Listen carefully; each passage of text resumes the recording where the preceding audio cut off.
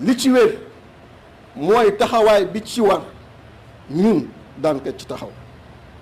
parce que tey chantier am mi ngi war nekk immigration clandestine bi ku amul mettit ci yéen ñi fi toog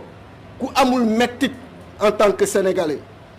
gis sunu ay frères sunu ay sœurs conditions yi ñuy demee bitim réew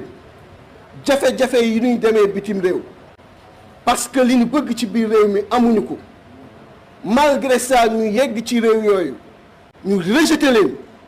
ñu war encore dans des conditions beaucoup plus pénibles avec le stress bi ñu ñëwee ñenn ñi ñàkk ci seen bakkan te bare na lool ñu war di gis tous les jours images yooyu nga doon président de la République sénégalais yi jox la confiance pendant 12 ans pour nga régler problème boobu régler woo problème yooyu mais nga nekk plus ci nooy xoolee nooy faagaagalee ay opposants ce n'est pas cela qu'on attend de lui. Émigration clandestine bi maa ngi wax ak sama mbokk sénégalais yi bu doon sama sago tey ci ñi jël gaal gi yëpp dama naan leen dellu si leen ma teg lii seen loxo mais loolu mënaguma ko wante du tere ma ñaan leen ngeen dellu si biir Sénégal ndaxte Sénégal la ñu am le changement qu'on veut ce sera avec vous le développement qu'on veut ce sera avec vous on a assez donné notre expertise notre force aux autres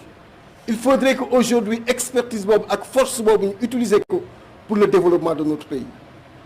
bu fekkee cette jeunesse qui représente plus de 70% ci population bi ñoom ñëpp amuñu benn ambition parce que metti na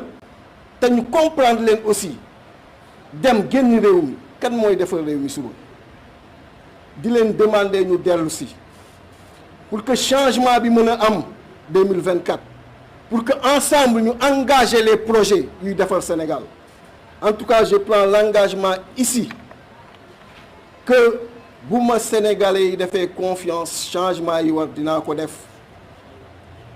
du point de vue de l'emploi fexe ba li ñu waxoon avec l'agriculture nga xam ni Sénégal kenn gënuñu am taxawaay kenn gënuñu am wërsëg ci yàlla ca la nga xam ni jox nañu ko te ñu mën ko utiliser ci mbirum mbay mi